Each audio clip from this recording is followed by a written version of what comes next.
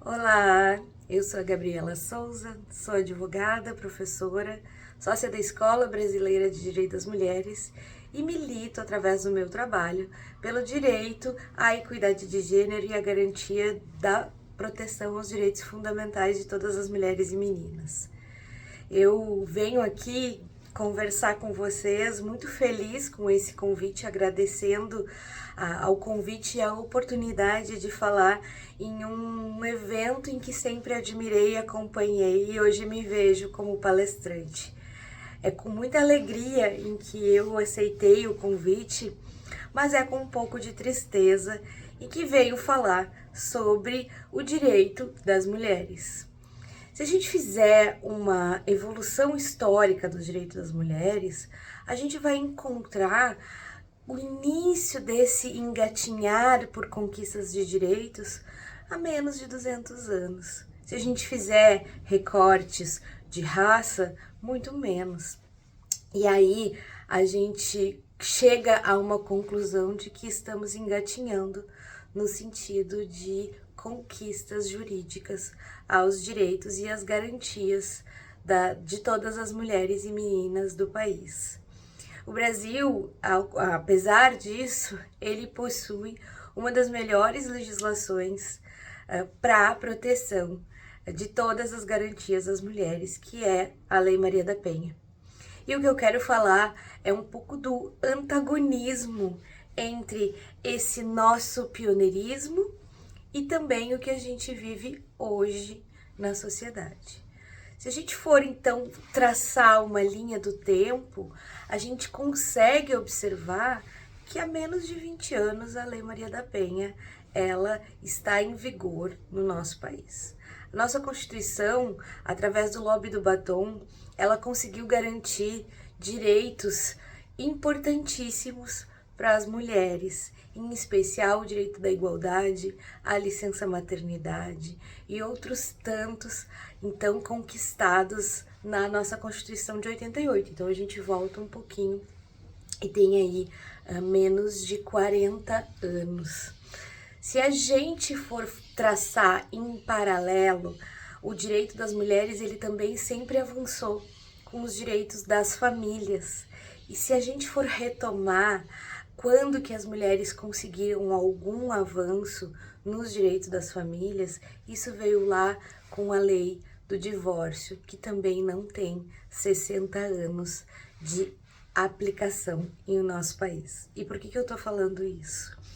Porque há estudos que dizem que a nossa cultura ela demora pelo menos 6 gerações para gente conseguir absorver.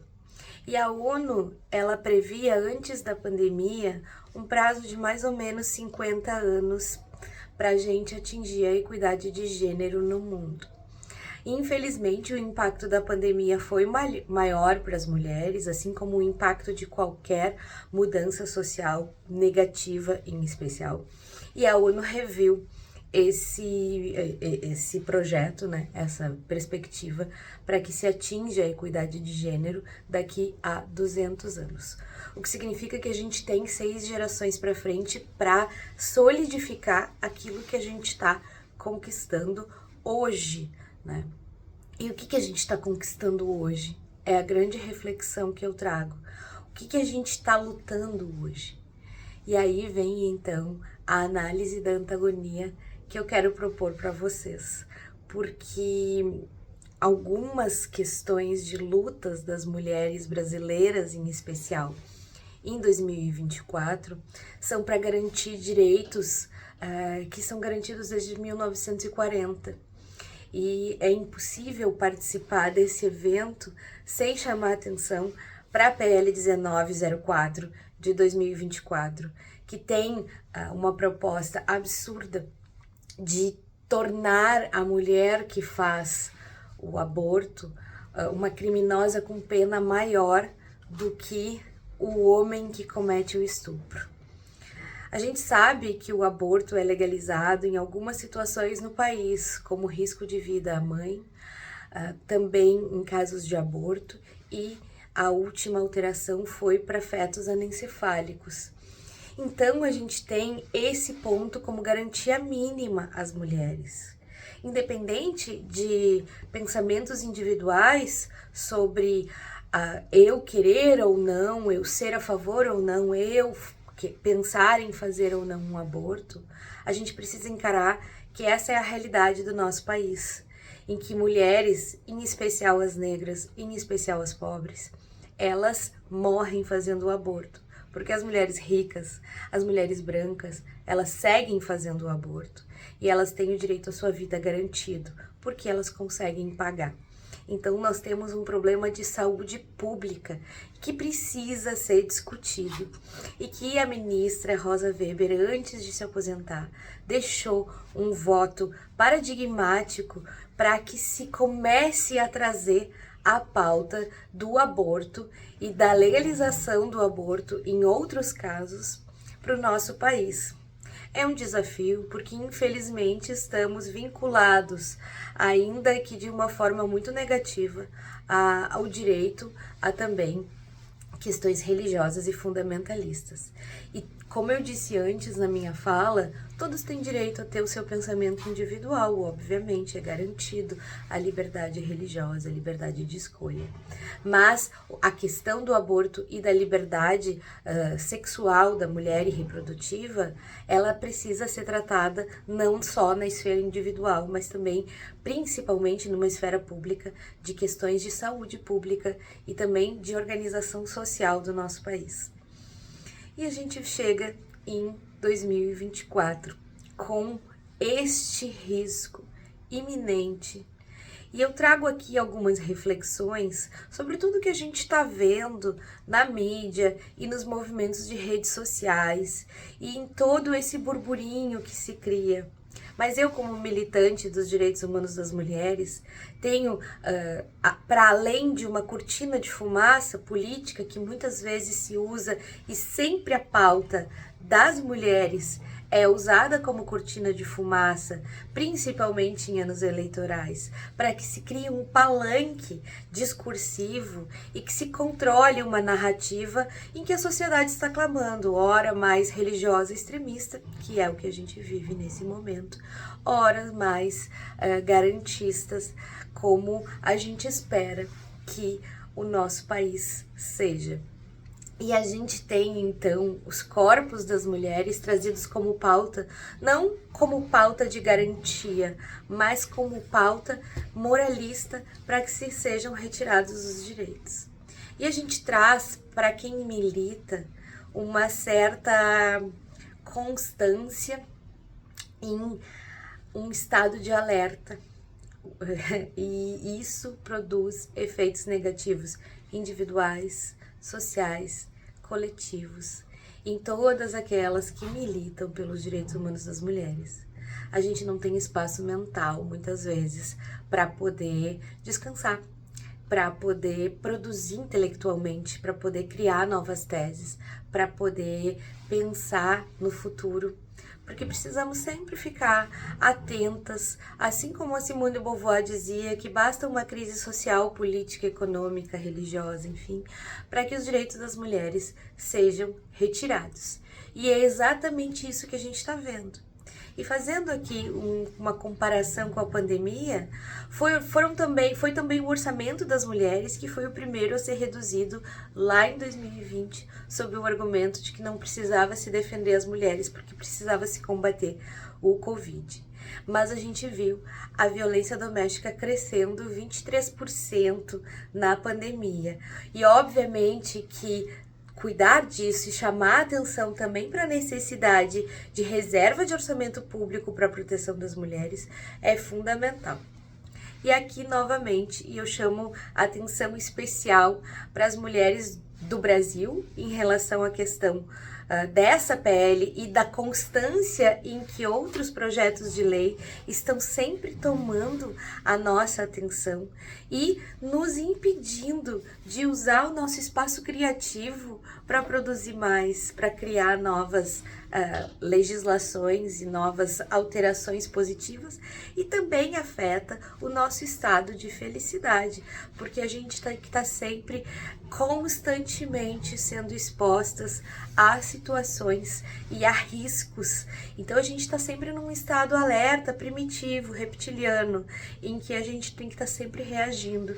E aí é muito fácil dizer que uma militante dos direitos humanos das mulheres está sempre braba, porque afinal de contas não tem como se manter em um estado de bom humor constante se estamos constantemente sendo bombardeadas. Para além disso, nós temos também o uso da máquina pública, mas também o uso do direito como uma estratégia de fogo contra as mulheres. É o que a Soraya Mendes chamou de lawfare de gênero, em que a gente tem sim uma grande estratégia criada para que as mulheres, através do direito, sejam atacadas. Infelizmente, nós ainda temos a vigência da Lei de Alienação Parental, que, muito embora eu reconheça que existem genitores que abusam dos poderes parentais, tanto pais quanto mães, no Brasil, a Lei de Alienação Parental, ela é usada como um instrumento de fogo para atacar as mulheres. Mulheres que muitas vezes denunciam violência doméstica ou também denunciam violência contra os seus filhos, crianças e adolescentes, muitas vezes respondem em varas de família sob a alegação de estarem cometendo alienação parental e perdem não só a guarda dos seus filhos, como também o direito à convivência e de estar presente. Agora há pouco eu falei sobre a carga mental de uma mulher que fica sempre exposta a violações dos direitos, sejam os seus direitos, sejam os direitos coletivos, e como isso é prejudicial.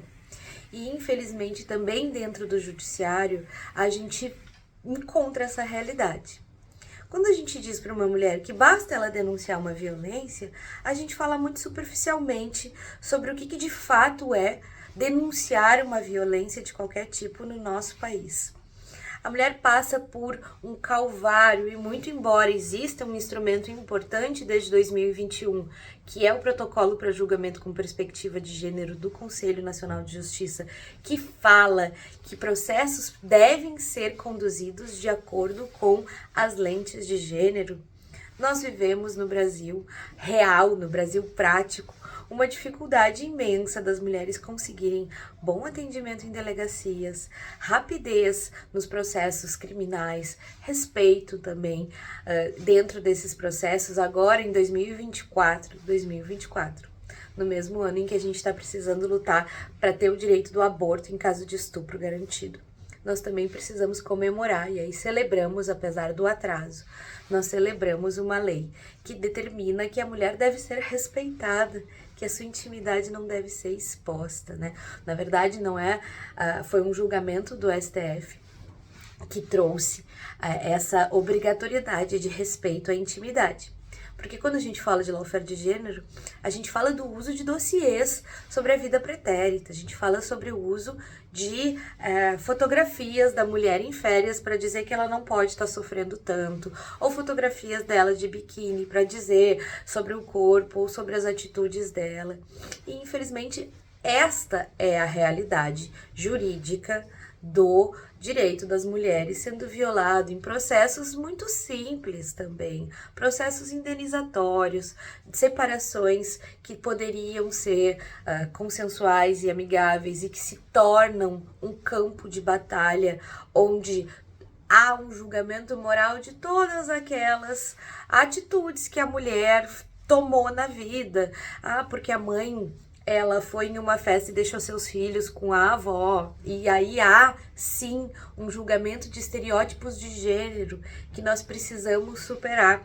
Porque enquanto advogada, eu acompanho muitas defesas e eu vejo que ainda há uma dificuldade muito grande de se defender, de se atuar juridicamente para um homem em situações de litígio contra a mulher, então direito de família, violência doméstica, sem que se use estereótipo de gênero, que a mulher é sempre ressentida, que a mulher é sempre mau caráter, que a mulher está sempre interessada em algum benefício financeiro, enquanto em contrapartida, e se a gente listar, é muito oponente, né?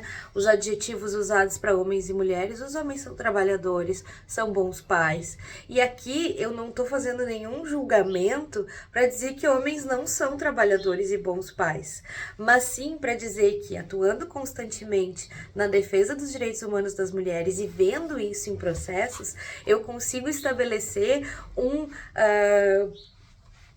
modus operandi em que a gente naturalizou as violações. Quando a gente é advogado e a gente senta para escrever uma manifestação, a gente esquece que a gente está falando da vida de outra pessoa. E a gente esquece que os nossos clientes, que os nossos assistidos, que enfim, as pessoas que estão ali fazendo parte daquele processo em que a gente muitas vezes só tem um prazo para cumprir, que este processo trata de um problema significativo da vida das pessoas. E quando a gente fala dos direitos das mulheres, os processos eles tratam de traumas. Não são apenas processos judiciais, mas eles são acompanhados por processos psicológicos e emocionais de superação de traumas de violência. E a gente escreve qualquer coisa, sem qualquer cuidado. Então eu aproveito que eu estou aqui nesse ambiente para a gente também trazer uma reflexão do nosso papel enquanto juristas na promoção dos direitos das meninas e das mulheres e trazer um desafio em especial para aqueles que trabalham na defesa dos homens, para que se traga uma reflexão também sobre o que a gente escreve nas nossas peças. Porque essas mulheres, elas vão ler os processos, elas têm medo. E um dos meus objetos de pesquisa enquanto jurista é responder a seguinte questão. Por que as mulheres têm medo do direito? Por que quando a gente fala para um homem ir denunciar, ele pode até não gostar, mas ele vai? E quando uma mulher precisa denunciar, ela vai refletir sobre o prejuízo que ela vai causar na vida de quem lhe agrediu, sobre os seus filhos, muitas vezes há dependência econômica, muitas vezes há um medo de, ao denunciar, ser acusada. O direito, ele também foi responsável pela castração jurídica das mulheres. Porque muitas vezes as mulheres tiveram os seus direitos atingidos pelo próprio direito. A gente tem aqui a antiga regra de divórcio, onde as mulheres perdiam tudo. A gente tem, sim, a legítima defesa da honra, que há muito pouco tempo, 2021, saiu do ordenamento jurídico, mas ela ainda está no DNA do direito. E a gente tem que tirar todos esses estereótipos de gêneros e violências desse DNA, que é um DNA cuja Constituição garante amplamente os direitos das mulheres e chancela tratados internacionais como a CEDAW e a Convenção Belém do Pará, que completou então o aniversário esse ano e que garante a todas as meninas e mulheres todos os instrumentos para erradicar qualquer violação aos seus direitos e também para garantir o uso pleno dos direitos. E aí eu encerro a minha fala questionando o que é liberdade, em especial para as mulheres, e aí fazendo um recorte de gênero, raça e classe. Eu consigo ser livre se eu tenho medo? Liberdade é não ter medo, já foi dito antes. O que eu faço se o exercício da minha liberdade ele pode ser tolhido pelo direito? Pode ser usado um processo judicial. No momento em que eu vou lutar para garantir o meu direito, eu posso ter a máquina pública como um todo me atingindo. Audre Lorde fala: eu não serei livre enquanto outra mulher não for. ainda que as correntes dela sejam diferentes da minha. E eu trago essa reflexão final para a gente pensar que o exercício da liberdade e a sensação e o gozo da liberdade também envolve um sistema jurídico eficiente, rápido, protetivo, que garanta o cumprimento das boas leis que nós temos ao país. E eu não serei livre, nem nenhuma de nós for, enquanto houverem violações às mulheres que buscam o cumprimento dos seus direitos. Eu agradeço o convite e espero em breve que todos nós, em especial aqui do Rio Grande do Sul, onde fomos atingidos pelas águas, estejamos unidos e juntos para a defesa das mulheres, das meninas. E falando em águas, eu sempre disse uma frase que se publica muito na internet, que eu não sei quem é o autor, mas que diz que as mulheres são como águas, quando juntas se tornam mais fortes. E eu espero que dessa conversa a gente saia mais forte. Um grande abraço.